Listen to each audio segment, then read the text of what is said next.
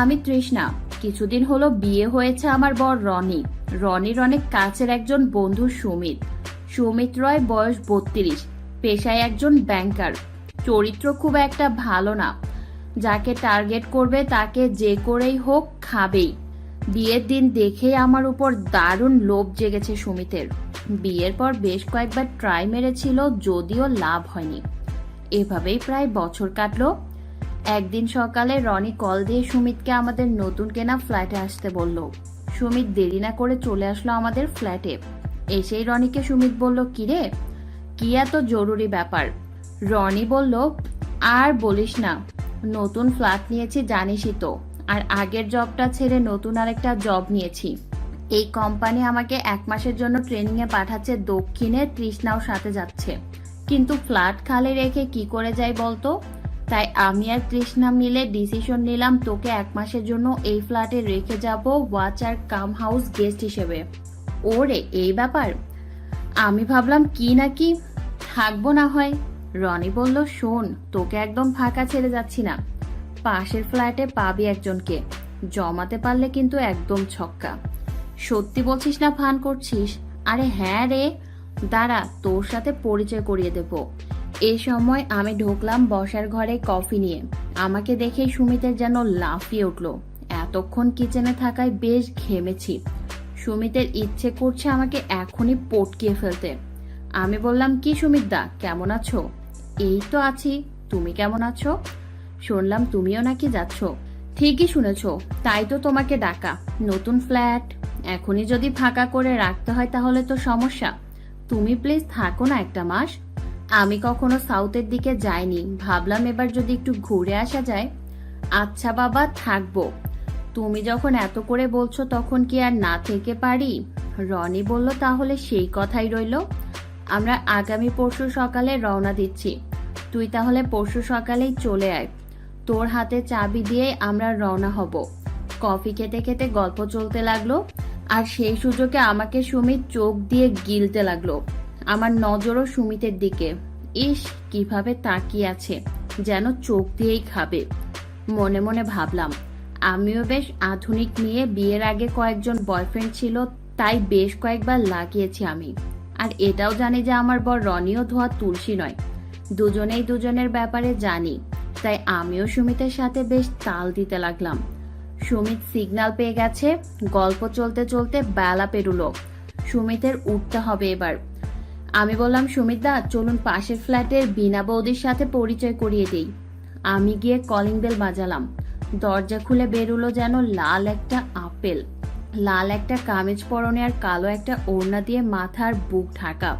বয়স 24 কি 25 হবে। ফর্সা গায়ের রং, বালিঘড়ির মতো ফিগার, না মোটা না চিকন। বোঝা যায় বুকটা বেশ বড়, 34 হবে। এক পলকেই সুমিতের অভিজ্ঞ চোখ সব মেপে নিল। উফ, কি খাসামাল! আবারও নেচে উঠল সুমিতের। 1 মাস বেশ কাটবে সুমিতের। মালটা একটু জারিজুরি করতে পারে, কিন্তু ভালো করে খেলতে পারলে সত্যি সত্যি ছক্কা মারা যাবে। আমি বললাম, বৌদি, এ হচ্ছে সুমিত দা, রনির বন্ধু। উনি থাকবেন আমাদের ফ্ল্যাটে এই মাসটায় হাউস গেস্ট হয়ে। একটু দেখবেন, আর সুমিত দা, ইনি বিনা বৌদি। কোনো দরকার হলে ওনার কাছে আসবেন। সে তো আসবই, প্রতিবেলাতেই আসবো। একে যে করেই হোক তুলতে হবে বিছানায়। মনে মনে বলে নিল সুমিত। বিনা বলল, অবশ্যই আসবেন।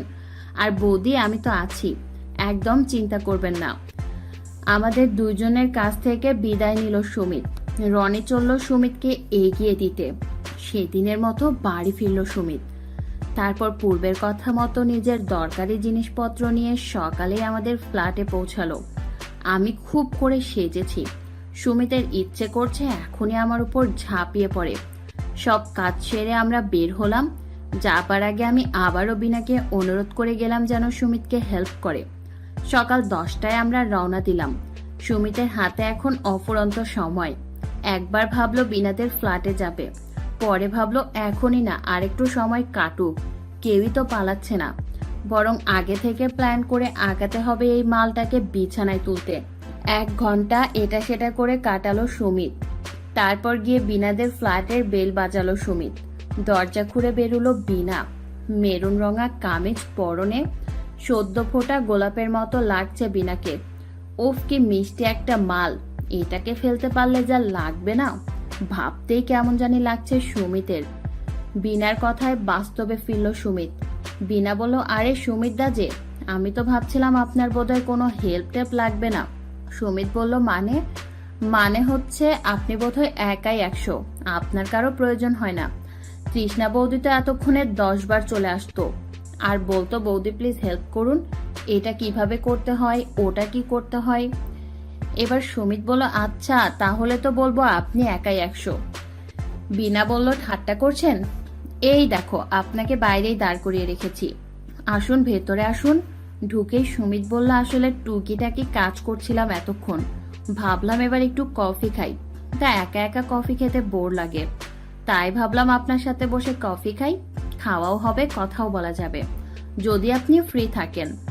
বাহ, আপনি তো ভীষণ স্মার্ট দেখছি, এক কথাতেই কফি ডেট চালিয়ে দিলেন। ধরে নিন না আমার সাথে কফি ডেট করছেন, যদি আপনার আপত্তি না থাকে। না, আপত্তি নেই, আমিও ভাবছিলাম আপনার সাথে একটু কথা টথা বলি, আমিও বোর হচ্ছিলাম। অন্যদিন তো তৃষ্ণার সাথেই আড্ডা মেরে সময় কাটাই, আজ না হয় আমার সাথেই আড্ডা মারুন। সত্যি বলছি, আমি অত বোরিং লোক না, সে তো বুঝতেই পেরেছে আপনার কথা বলার স্টাইল দেখে। একটু ওয়েট করুন, আমি কফি নিয়ে আসছি। এই বলে বিনা কিচেনের দিকে গেল। সুমিত বসার ঘর ঘুরে ঘুরে দেখতে লাগলো। কিছু ছবি দেখতে পেল সুমিত, মধ্যবয়স্ক একটা লোকের সাথে বিনার ছবি। খটকা লাগলো সুমিতের, এটা কি বিনার বর? এত বয়স্ক একটা লোকের এত কম বয়স্ক ওয়াইফ, কেমন জানি অদ্ভুত। এমন সময় বিনা কফি নিয়ে ঢুকলো। বিনা বলল, হাতে কোনো কাজ নেই, এখন আমি ফ্রি আছি, আপনার সাথে চুটিয়ে আড্ডা মারা যাবে।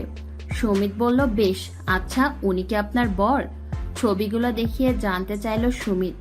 বিনা জবাব দিল, হ্যাঁ, উনি তো অনেক বয়স্ক মনে হচ্ছে, আসলে আমি ওনার দ্বিতীয় পক্ষের ওয়াইফ। সুমিত বলল, ঠিক বুঝলাম না ব্যাপারটা। বিনা তার জীবনের গল্প বলতে লাগলো। বিনার বরের প্রথম ওয়াইফ 6 বছর আগে অ্যাক্সিডেন্টে মারা যায়, আর বিনার আগে এর একবার বিয়ে হয়েছিল, পরে সেটা ডিভোর্স হয়ে যায়, তাই 6 বছর আগে ফ্যামিলি প্রেসারে পড়ে এই আধবুড়োটার সাথে সংসার করতে হচ্ছে তার। পরের কথাগুলো বেশ আক্ষেপের সাথে বলল বিনা। জানেন, আমার লাইফটা এখন সম্পূর্ণ বন্দি হয়ে গেছে, কোথাও যেতে পারি না, আর রাগ করে বাবার বাড়ির সাথে যোগাযোগও বন্ধ করে দিয়েছি। সুমিত বলল, আহা, কষ্ট নিচ্ছেন কেন, লাইফটাকে এনজয় করুন, বরের সাথে কোথাও হতে বেরিয়ে আসুন। বিনা বলল, আর বর? উনি ওনার বিজনেস নিয়েই পড়ে আছেন, ওনারও তো সময় কোথায়। বিনার কণ্ঠ ভারী হয়ে আসছে। সুমিত দেখলো এই সুযোগ বিনার কাছাকাছি যাওয়ার, সে গিয়ে বিনার পাশে বসলো। আস্তে করে বিনার ডান হাতটা নিজের তালুবন্দি করলো, ভীষণ নরম একটা হাত, হাতে আস্তে আস্তে চাপ দিতে দিতে সান্ত্বনা দিতে লাগলো সুমিত। সুমিত বলে, আহ বৌদি, একদম চিন্তা করবেন না, আমি আছি তো, যদি বন্ধু বলে মানতে পারেন তাহলে আপনাকে লাইফ এনজয় করা শেখাবো। বিনা একটু উৎফুল্ল হয়ে বলল, সত্যি? একদম সত্যি, এই তোমাকে ছুঁয়ে বলছি, দেখো। এক হাত দিয়ে বিনার ফর্সা নরম গাল ছুঁয়ে বলল সুমিত। সুমিত বুঝে গিয়েছে ঠিক কি করলে মালটাকে সহজে তোলা যাবে। বিনার কানের কাছে মুখ নিয়ে আস্তে আস্তে মিষ্টি কথা বলতে লাগলো। সুমিত জানে এ ধরনের বউরা কতটুকু ডেসপারেট থাকে, সেটা সুযোগটাই কাজে লাগাচ্ছে সুমিত। আর ওদিকে সুমিতের মিষ্টি মিষ্টি কথায় একে অপরের বিভেদটাও ভুলে গেছে বিনা। মুখ ফুটে বলতে পারছে না, কিন্তু সে জানে একটা পুরুষ কি ভীষণ দরকার তার, তা সে যেই হোক না কেন। তাই সুমিতকে প্রশ্রয় দিয়েই যাচ্ছে। সুমিত প্রায় 2 হাত দিয়ে জড়িয়ে আছে বিনাকে। সুমিত এবার আরো বেশি অ্যাগ্রেসিভ হতে লাগলো, বলল, উফ বিনা, তুমি ভীষণ নরম গো। বিনা ইস করে শব্দ করলো, লজ্জায় লাল হতে লাগলো বিনা।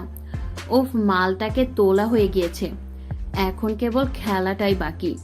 সুমিত অবশ্য ভেবেছিল অনেকক্ষণ সময় নিয়ে খেলতে হবে, কিন্তু এত কেবল জলে হাত দিতেই মাছ উঠে আসছে। সুমিত বিনার কানের সামনে মুখ নিয়ে এবার বলল, তাহলে এখন থেকে লাইফ এনজয় ট্রেনিং শুরু হয়ে যাক। বিনা বলল, জানি না, যাও এখন। সুমিত এবার বিনাকে নিজের দিকে ঘুরিয়ে নিল। খুবই হালকা সাজগোজ বিনার, চোখে গাঢ় করে কাজল দেয়া, বিনা এবার চোখ বুজে ফেলল। শ্বাস গাঢ় আর উত্তপ্ত হয়ে যাচ্ছে তার। কিস করা শুরু করে দিল সুমিত। ওদিকে বিনার বেসামাল অবস্থা এমনিতেই অনেকদিন খেলে না সে, আর এখন সুমিতের ভীষণ আক্রমণে নিজেকে আর সামলাতে পারছে না। এরপর প্রায় 1 ঘন্টা ধরে খেললো দুজনে। বিনা খুব এনজয় করলো খেলাটা। এরপর থেকে নিয়মিত ওদের খেলাধুলা চলতে থাকলো। আমি ফিরে এসে সবকিছু জানতে পারলাম। বিনা বৌদির সাহায্যে আমিও ওদের খেলায় জয়েন করলাম। সেই গল্প আরেকদিন বলবো।